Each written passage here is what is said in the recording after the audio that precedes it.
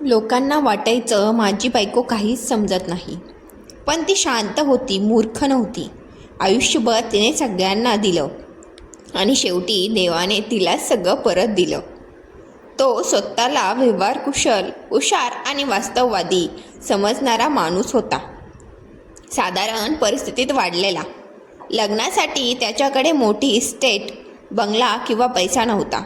फक्त इंजिनिअरची पदवी आणि चांगली नोकरी एवढंच भांडवल होतं.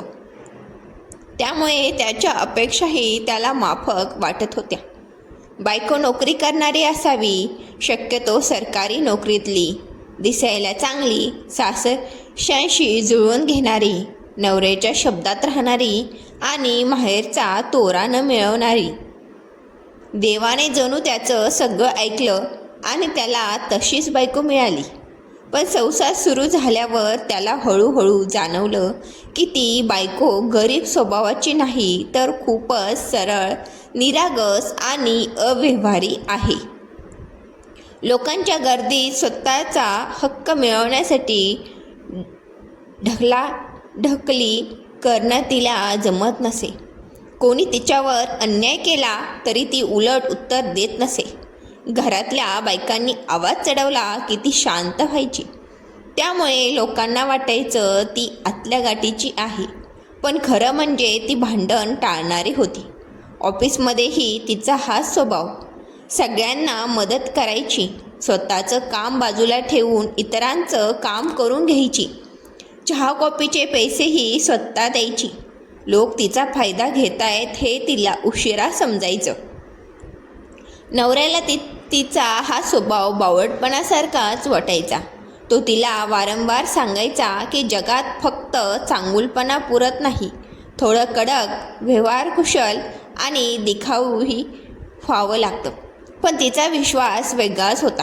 ती म्हणायची, मी कुणासाठी काही चांगलं करत असेन तर त्याचा हिशेब देव ठेवतो. ती लोकांशी मनापासून वागायची, पण ते शब्दात व्यक्त करणं तिला जमत नसे. घरातल्या इतर सुना गोड बोलून मोठेपणा मिळवत, तर ही शांतपणे सगळ्यांसाठी करत राहायची.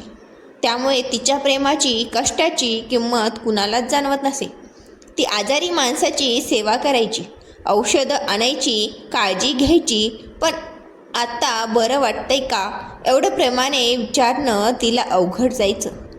त्यामुळे लोकांना तिच्यात माया नाही असं वाटायचं आणि ती मात्र आतून दुखावत राहायची. नवरा तिला समजवायचा, जगात फक्त कृती नाही, शब्दांनाही किंमत असते. लोकांना गोड बोलणं आठवतं, पण ती तिच्या स्वभावानुसारच जगत राहिली. सरळ, प्रामाणिक आणि कुणाचं वाईट न करणारी. काळ जसा पुढे गेला तसं नवऱ्यालाही उमगायला लागलं की तिचा हा स्वभाव दुबळेपणा नसून एक दुर्मिळ चांगुलपणा आहे. या दिखाव्याच्या जगात स्वतःचं नुकसान सहन करूनही दुसऱ्यासाठी चांगलं करणारी माणसं फार कमी असतात. काळ पुढे सरकत गेला आणि त्यांच्या संसारात आणखी एक गमतीदार व्यक्ती मोठी झाली, त्यांची मुलगी. लहानपणी आईशिवाय काही न खाणारी, स्वतःच्या भातुकलीतला खाऊसुद्धा आईला आणून देणारी चिमुकली आता चांगलीच हुशार झाली होती. आईच्या साधेपणाचा फायदा कसा घ्यायचा हे तिला अगदी चपखळ समजलं होतं. आईसाठी आणलेले ड्रेस, दागिने, कानातले हे तुला शोभत नाहीत मम्मा, असं म्हणून ती स्वतःकडे वळवायची. वडील मध्ये पडले की आई लगेच मुलीची बाजू घ्यायची. असू दे ना, तिचं वय आहे नटायचं, असं म्हणत स्वतःचा हक्कही आनंदाने सोडून द्यायची. नवऱ्याला तिचा हा स्वभाव अजूनही बावळटपणाचं वाटायचा. तो तिला कायम सांगायचा, लोकांसमोर स्वतःसाठी उभं राहायला शिक. पण ती नेहमीच म्हणायची, हक्क भांडून नाही, कृतीतून मिळवायचा असतो. घरात मालमत्तेच्या गोष्टी निघाल्या तेव्हाही ती काही मागायला तयार नव्हती. सासूबाईंनी विचारलं, तुला कोणते दागिने हवे, तर तिने सहज उत्तर दिलं, मला काही नको. शेवटी नवऱ्यालाच मध्ये पडून मुलीसाठी बोलावं लागलं. पण गंमत म्हणजे मुलीनेच हुशारीने स्वतःला हवे ते दागिने आजीकडून घेतले आणि वर आजीला सुनावलं, कर्तव्य आईने करायचं आणि फायदा दुसऱ्याने घ्यायचा का? एकदा बाजारात खराब खोबरं बदलायला गेल्यावरही तिचाच तो स्वभाव दिसला. ती अगदी नम्रपणे दुकानदाराशी बोलत होती. दुकानदार उडवाउडवीची उत्तरं देत होता. शेवटी नवऱ्याने आवाज चढवला तेव्हा लगेच चांगला माल मिळाला. त्यानंतर तिने शांतपणे कबूल केले की तिला भांडणाची भीती वाटते. लहानपणी ज्या घरात ती राहत होती तिथल्या सततच्या भांडणांनी घर उद्ध्वस्त झालेलं तिने पाहिलं होतं. म्हणूनच ती कायम शांत राहायची. तिच्या मते कुणीतरी माघार घेतली तरच घर टिकतं. नवरा तिला समजावत राहिला, शांत राहणं चांगलं, पण कायम गप्प बसणं म्हणजे लोकांना आपल्याला चिरडू देणं. तिच्या मैत्रिणीसुद्धा तिला हेच सांगितलं होतं. तरी ती शेवटी देवावरचा विश्वासच मांडायची. आपण लोकांना मुठीने दिलं तर देव आपल्याला ओंजळीने देतो.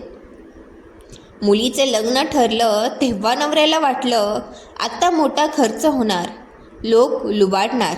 पण आयुष्यभर तिने केलेल्या चांगुलपणाचं फळ त्याला तिथे दिसलं.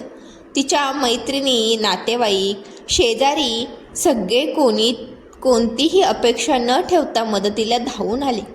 कुणी रुखवत बनवलं, कुणी सजावट केली, कुणी सामान आणून दिलं. मुलीच्या सासरच्यांनी सुद्धा काही मागण्या केल्या नाहीत.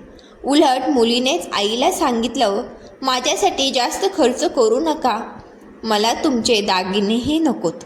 लग्न अपेक्षेपेक्षा कमी खर्चात पण मोठ्या आनंदात पार पडलं. त्यामुळे त्यावेळी नवऱ्याला पहिल्यांदा जाणवलं तिचा चांगुलपणा मूर्खपणा नव्हता, तो तिची खरी कमाई होती. आयुष्यभर तिने लोकांसाठी केलेल्या छोट्या छोट्या गोष्टी वेळ आल्यावर अनेक पटींनी तिच्याकडे परत आल्या. आज दोघंही निवृत्त आयुष्य शांतपणे जगत आहेत. मुलगी जावई परदेशात सुखात आहेत. आर्थिक स्थैर्य आहे, मोठं घर आहे, निवांत आयुष्य आहे. आणि गंमत म्हणजे आता ती पूर्वीसारखी सहज फसत नाही. थोडी सावध झाली आहे, पण एक बदल मात्र नक्की झाला. आता ती नवऱ्यालाच अगदी हसत खेळत फसवते आणि तोही हसत म्हणतो, मेरी बिल्ली अब मुझ पर ही म्याव करती है. कधी कधी आयुष्यात जिंकणारे लोक ते नसतात जे मोठ्या मोठ्याने बोलतात, तर ते असतात जे शांतपणे सगळ्यांसाठी चांगलं करत राहतात. लोकांनी तिला बावळट म्हटलं, कोणी तिच्या चांगुलपणाचा फायदा घेतला, कोणी तिच्या शांत स्वभावाला कमजोरी समजलं. पण वेळ आली तेव्हा तिच्यासाठी संपूर्ण जग उभं राहिलं. कारण माणूस पैशाने श्रीमंत नसतो, तो आपल्या कर्माने श्रीमंत असतो. आजही ती तशीच आहे. फरक फक्त एवढाच, पूर्वी लोक तिला फसवायचे, आता ती हसत हसत मलाच फसवते.